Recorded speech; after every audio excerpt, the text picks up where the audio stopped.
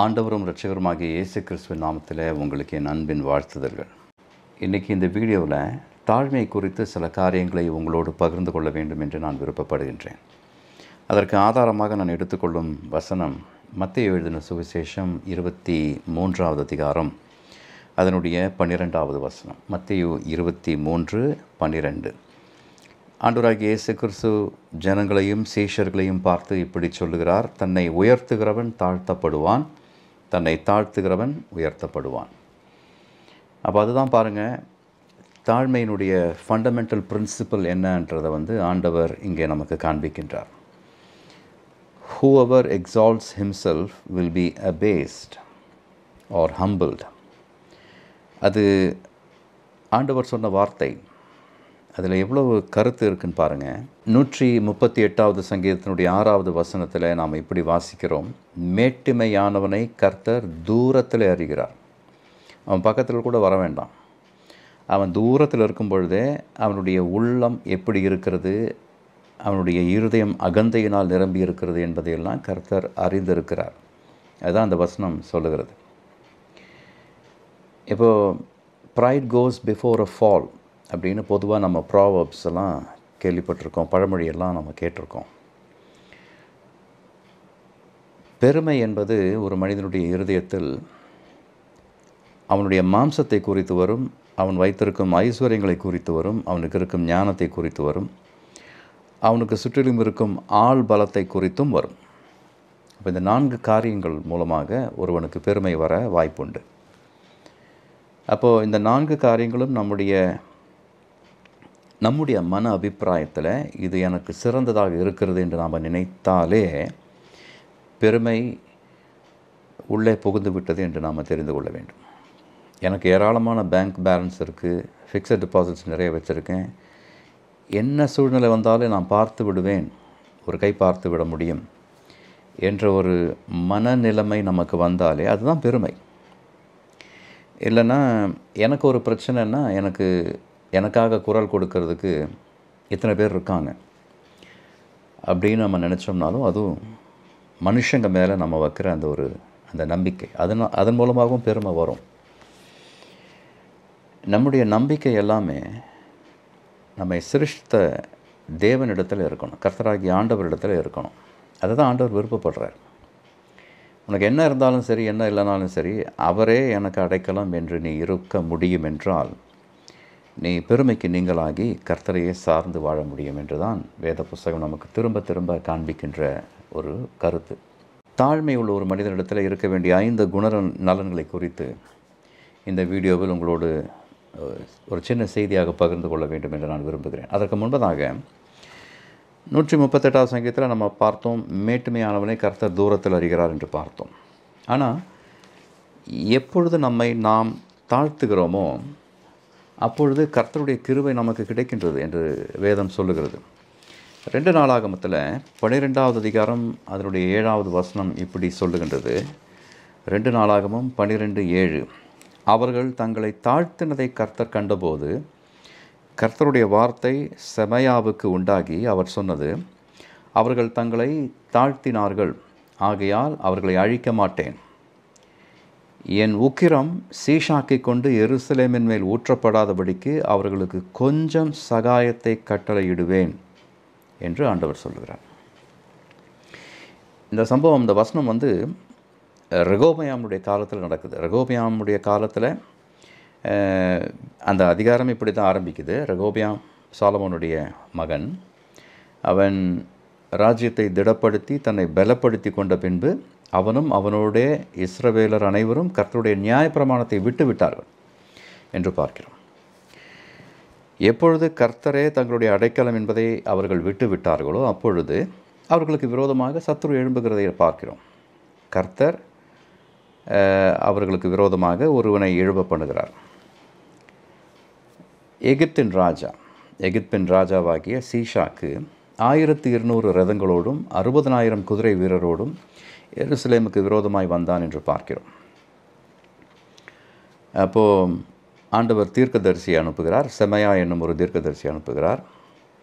நீங்கள் என்னை விட்டு விட்டீர்கள், ஆகையால் நான் உங்களையும் சீஷாக்கின் கையிலே விழும்படி விட்டு விட்டேன் என்று கர்த்தர் சொல்லுகிறார் என்று ராஜாவுக்கும் ஜனங்களுக்கும் உரைக்கப்பட்டவுடனே அவர்கள் தங்களை தாழ்த்தி கர்த்தர் நீதியுள்ளவர் என்று அறிக்கையிட்டார்கள்.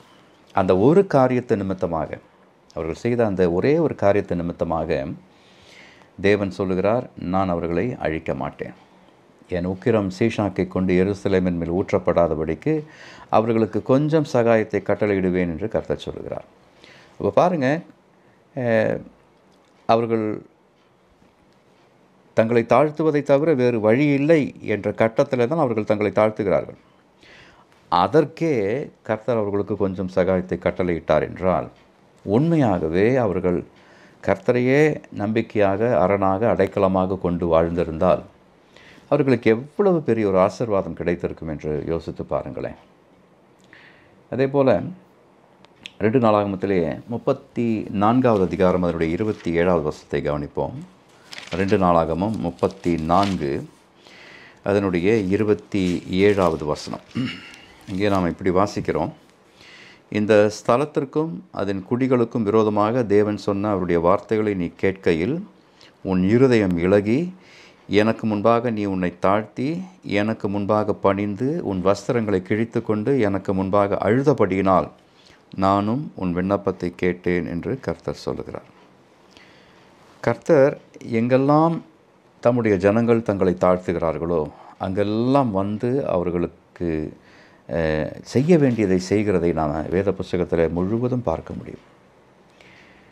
நம்மை கர்த்தருடைய கைகளிலே தாழ்த்தத்தான் அவர் விரும்புகிறார். யாக்கோபு எழுதின நிருபம் 4வது அதிகாரம் 10வது வசனத்தில், அதே போல் 1 பேதுரு 5:6, சங்கீதம் 25:9 இதெல்லாம் ஒரே கருத்தை சொல்லுகிற வசனங்கள். முதலில் யாக்கோபை வாசிக்கிறேன். யாக்கோபு 4:10 வாசிக்கிறேன். யாக்கோபு 4:10 இப்படி சொல்கிறது: கர்த்தருக்கு முன்பாக தாழ்மைப்படுங்கள், அப்பொழுது அவர் உங்களை உயர்த்துவார். இது நிச்சயமான தேவனுடைய வசனம். கர்த்தருக்கு முன்பாக எவன் ஒருவன் தன்னை தாழ்த்துகிறானோ அவன் கர்த்தருடைய கைகளினாலே உயர்வு பெறுவான் என்று கர்த்தர் சொல்லுகிறார். இது நிச்சயமாகவே நடந்தேறும் ஒரு காரியம் என்பதை நாம் தெரிந்து கொள்ள வேண்டும். இதை அப்போஸ்தலனாகிய பேதுரு வேறொரு விதத்தில் சொல்லுகிறதை பார்க்க முடியும். 1 பேதுரு 5வது அதிகாரம் 6வது வசனம். 1 பேதுரு 5:6, ஆகையால் ஏற்ற காலத்தில் தேவன் உங்களை உயர்த்தும்படிக்கு அவருடைய பலத்த கைக்குள் அடங்கி இருங்கள் என்று வேத புஸ்தகத்தில் வாசிக்கிறோம். அதான் அப்போஸ்தலனாகிய பேதுருனுடைய ஆலோசனை. ஏற்ற காலத்தில் தேவன் உங்களை உயர்த்தும்படிக்கு அவருடைய பலத்த கைக்குள் அடங்கி இருங்கள். சங்கீதம் 25 பார்ப்போம். சங்கீதம் 25 அதனுடைய 9வது வசனம். அது நமக்கு சொல்லும் கருத்து என்ன என்று பார்ப்போம். இதற்கு ஒத்த ஒரு வசனம் அது. 25 அதனுடைய 9வது வசனம். சாந்த குணமுள்ளவர்களை நியாயத்தில் நடத்தி சாந்த குணமுள்ளவர்களுக்கு தமது வழியை போதிக்கிறார். கர்த்தருடைய வேலை இது. அப்போது பாருங்கள், எவ்வளோ பிரதானமான காரியம். நம்மை ஆண்டவருடைய கைகளிலே ஒப்பு கொடுத்து அவருக்கு முன்பாக நம்மை தாழ்த்துவது எவ்வளவு முக்கியமான ஒரு காரியம் என்று கவனியுங்கள். நான் இந்த காணொளியினுடைய முதலிலே நான் சொன்னேன், ஒரு தாழ்மை உள்ள மனிதனுக்கு இருக்கக்கூடிய 5 சுபாவங்களை உங்களுக்கு நான் காண்பிப்பேன் என்று சொன்னேன். அந்த 5 சுபாவங்கள் இப்படி வருகின்றன. முதல் காரியம், தாழ்மை உள்ளவன் தனக்கு வருகின்ற நன்மை எல்லாமே தேவனாகிய கர்த்தரிடத்திலிருந்து, ஜோதிகளின் பிதாவினிடத்திலிருந்து தான் வருகிறது என்பதை எப்பொழுதுமே அறிந்திருப்பான். அதை எங்குமே அறிக்கை செய்ய அவன் ஆயத்தமாயிருப்பான்.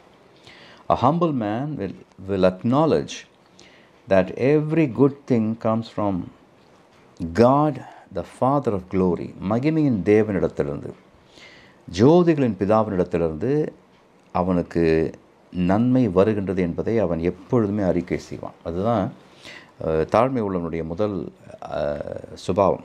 இரண்டாவதாக, a humble man will put the needs of others above his own. ஒரு தாழ்மை உள்ள மனிதன் எப்படி இருப்பான்? அவன் தன்னுடைய தேவைகளை விட மற்றவர்களுடைய தேவைகளுக்கு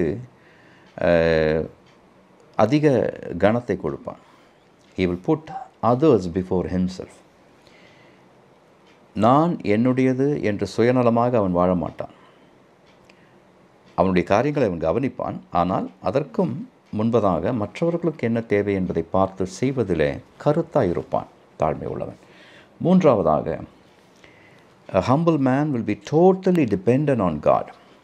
தாழ்மையுள்ள மனிதன் முற்றிலும் முற்றிலும் கர்த்தரையே நம்பி இருப்பான். அவனுக்கு வேறு போக்கிடம் இல்லை. அவன் சரணாகதி ஆவதற்கு கர்த்தருடைய பாதங்களை தவிர வேறு இடம் இல்லை என்பதை அவன் அறிந்திருக்கிறான். அவன் அதில் வெட்கப்படுவதில்லை. அவன் சொல்வான், வானத்தையும் பூமியையும் உண்டாக்கின என் தேவன் என்னை பாதுகாப்பார், என் தேவன் என் தேவைகளை எல்லாம் சந்திப்பார் என்று அறிந்து அவரிடத்தில் சரணாகதியாய் போய் அடைக்கலம் போகுவதிலே அவன் எந்த காலத்திலும் எந்த நேரத்திலும் வெட்கப்பட மாட்டான். He will be totally dependent on God for all his needs. நான்காவதாக, he will accept correction and grow through it. அவன் முற்றிலும் பரிபூர்ணன் அல்ல என்று அவன் அறிந்திருக்கிறான். அப்பொழுது அவனிடத்தில் இருக்கும் குற்றங்களை குறைவுகளை யாராவது சுட்டி காண்பித்தால், அவைகளிலே உண்மை இருக்கிறது என்று அறிந்தால் அவைகளை களைந்து போட்டு, குறைகளை களைந்து போட்டு நிறைவான ஒரு பரிசுத்தத்தை அடையும்படிக்கு அவன் நாடுவான். என்ன செய்ய வேண்டுமோ அவைகளை செய்வான். He will not be opposed to correction.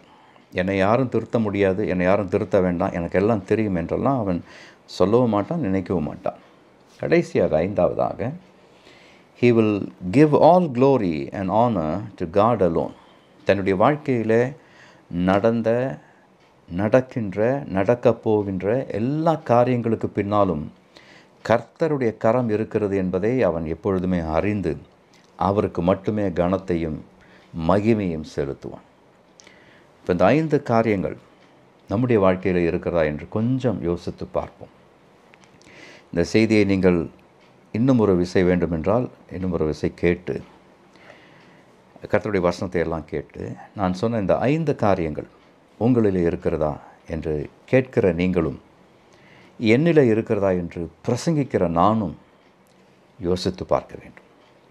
இதில் ஏதாவது ஒரு காரியம் நமக்கு குறைவுபடுமே ஆனால் அதை கரெக்ட் செய்து கொண்டு, அதை சீர்திருத்தி கொண்டு கர்த்தருடைய கைகளில் நம்மை ஒப்பு கொடுத்து, அவரே என்னுடைய அடைக்கலம், அவர் என்னை உயர்த்தட்டும் என்று அவருடைய உயர்வுக்காக காத்திருக்க நாம் தீர்மானித்தால், அதைவிட ஒரு ஆச்சரியமான அற்புதமான ஒரு காரியம் வேறு ஒரு விசுவாசியுடைய வாழ்க்கையில் இருக்கவே முடியாது என்று நான் நினைக்கிறேன். கர்த்தர் உங்களுடனே பேசியிருக்கிறார் என்று நான் நினைக்கிறேன். இந்த செய்தி உங்களுக்கு ஆசீர்வாதமாக இருந்தால், இந்த செய்தியை உங்களுடைய குடும்பம், உங்களுடைய சுற்றார், உங்களுடைய உறவினர், உங்களுடைய நண்பர்கள் மத்தியில் இதை பகிர்ந்து கொள்ளும்படி கேட்கிறேன். கர்த்தர் உங்களை ஆசீர்வதிப்பார். May God bless you. Stay blessed.